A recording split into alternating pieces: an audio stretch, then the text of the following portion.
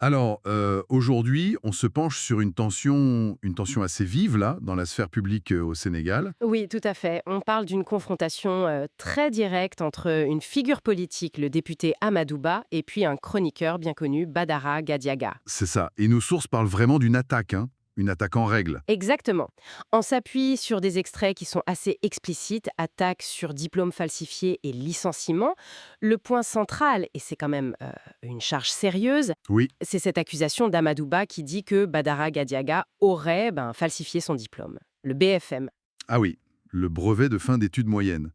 Une accusation de faux, c'est jamais léger. Jamais. Et le contexte rapporté est important aussi, non? Yeah. Ça semble arriver juste après des critiques de Gadiaga sur le nouveau pouvoir. C'est exactement ça.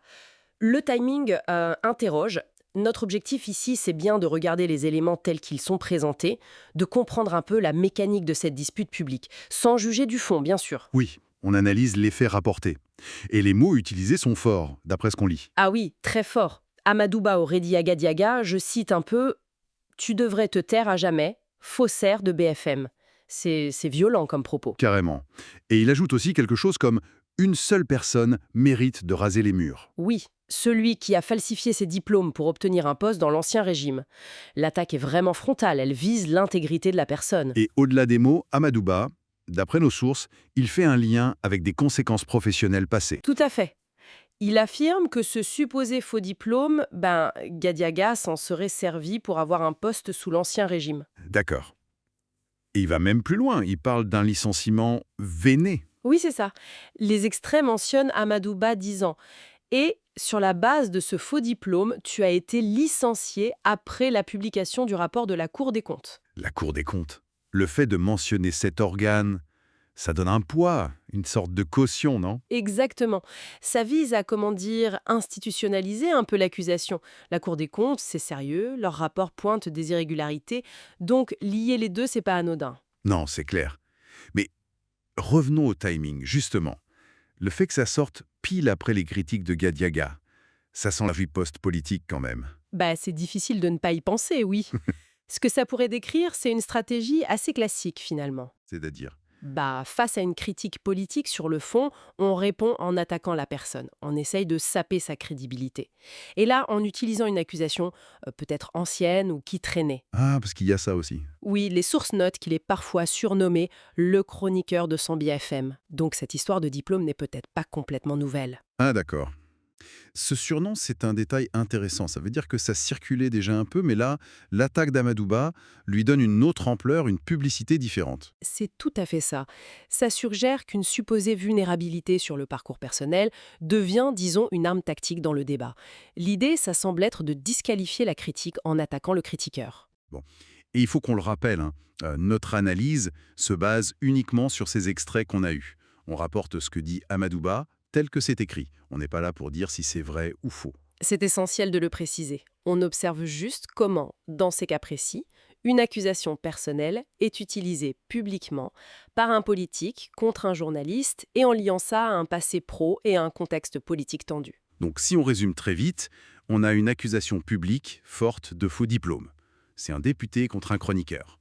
L'accusation est liée à un job passé, un licenciement, un rapport officiel. Et tout ça arrive juste après que le chroniqueur ait critiqué le pouvoir. Exactement. Et si on reste bien sur ce que décrivent nos sources, ça nous amène à réfléchir un peu plus largement, non?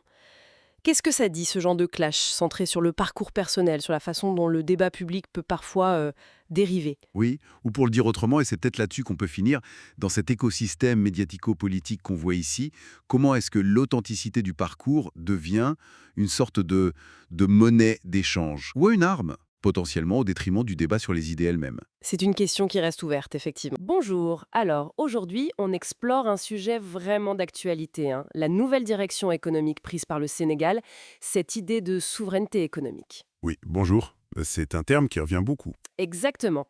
On va s'appuyer sur une analyse assez pointue, intitulée Souveraineté économique au Sénégal, entre ambition et équilibre.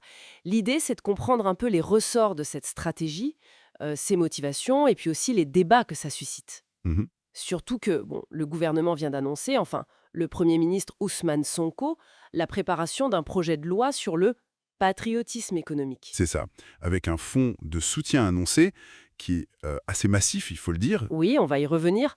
Alors, ce patriotisme économique, qu'est-ce que c'est au juste selon le projet? L'idée, si j'ai bien compris, c'est vraiment de donner la priorité aux entreprises sénégalaises. Pour les marchés publics notamment. Voilà. Et de protéger certains secteurs considérés comme stratégiques. Le but affiché derrière tout ça, c'est...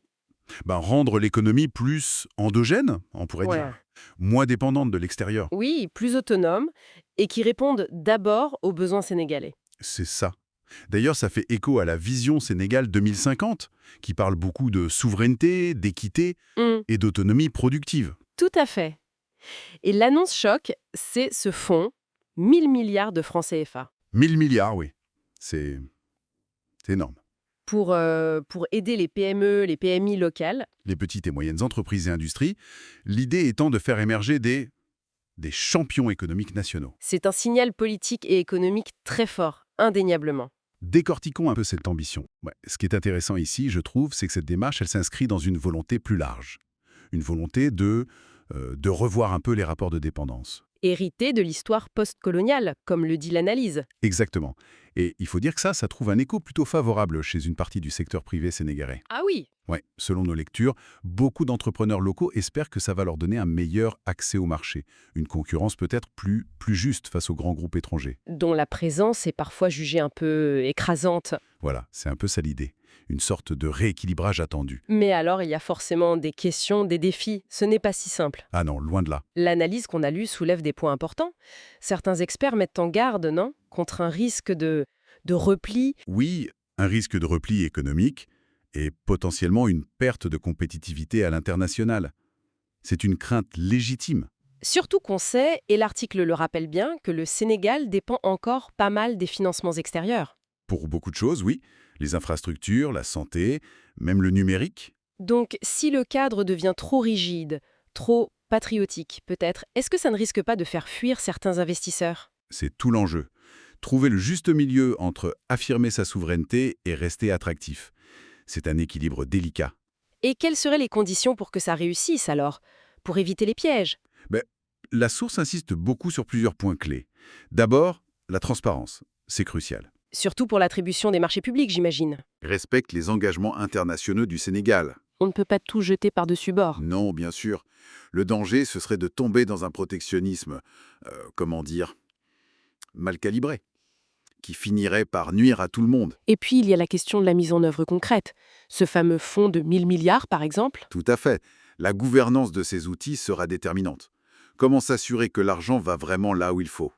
Aux bons projets, aux bonnes entreprises. C'est là que le bât blesse souvent. Donc, on est face à un dilemme. Ce volontarisme assumé, comme dit l'analyse, face à la nécessité d'une prudence stratégique. C'est exactement ça. C'est un exercice d'équilibriste permanent. Alors, si on essaye de résumer un peu, que retenir de cette stratégie qui prend forme? Mais on sent bien la tension principale. Oh oui, d'un côté, cette ambition forte du Sénégal de maîtriser davantage son destin économique, de renforcer son tissu local. Et de l'autre, la réalité d'un monde interconnecté, où l'ouverture, l'attractivité pour les investissements restent des moteurs importants. C'est un tournant délicat, pour reprendre les termes de l'article. Une période charnière, sans doute. Oui. Et peut-être une dernière question pour la route? Au-delà de l'économie pure et dure, Mhm. comment cette quête de patriotisme économique, si elle se matérialise vraiment, pourrait impacter l'identité même du Sénégal, ses relations avec le reste du monde, à plus long terme? C'est une excellente question. Quelle forme concrète prendra cette souveraineté dans les faits? Voilà. Ce sont des questions ouvertes dont on suivra les réponses avec beaucoup d'intérêt dans les mois et années à venir.